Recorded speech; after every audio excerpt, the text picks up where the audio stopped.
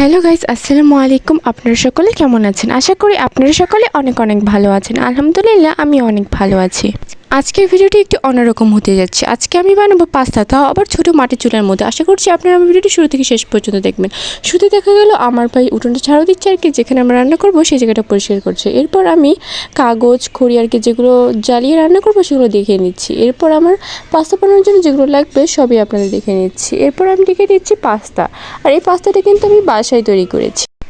আমি এটা বানিয়েছি আটা দিয়ে। আটার মধ্যে আমি পরিমাণ মতো লবণ আর তেল দিয়ে খুব ভালো করে মিক্স করে নর্মাল পানি দিয়ে খুব ভালো করে আটার ডোটা বানিয়ে নিয়েছি। তারপর ডোগুলোতে রুটি বেলে এরকম স্লাইস করে কেটে নিয়েছি।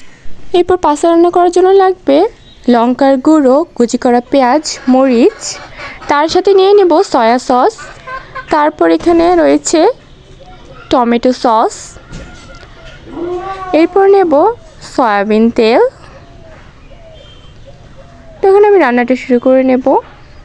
এখানে আমি মাটির চুলার মধ্যে কাগজ, শুকনো পাতা আর কি যা যা লাগবে সব দিয়ে দিয়েছি। এরপর আমি এখানে আগুন ধরিয়ে নিয়েছি।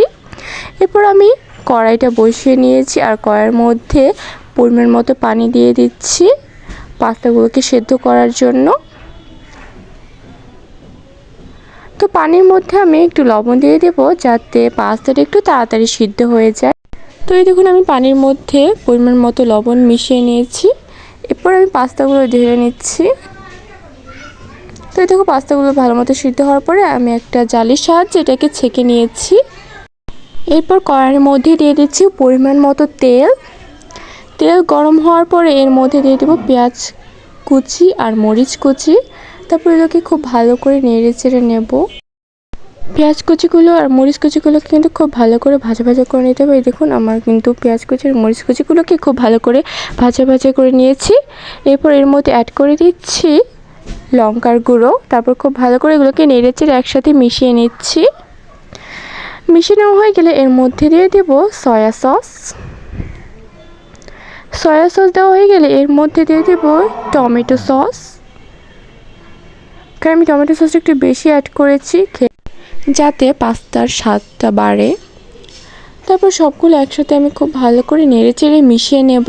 যতক্ষণ না ভালো করে এগুলো মেশানো হচ্ছে খুব ভালো করে কিন্তু এগুলোকে মিশিয়ে নিতে হবে। মেশানো হয়ে গেলে এর মধ্যে দিয়ে দেব সিদ্ধ করা পাস্তাগুলি।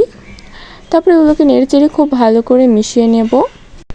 আর ওইদিকে দেখো আমার ভাই কি করছে, সে খাওয়ার জন্য ওখানে আগে থেকে বসে রয়েছে। তো এই দেখো এরই মধ্যে আমার এগুলো খুব ভালো করে একসাথে মিশিয়ে নেওয়া হয়ে গিয়েছে।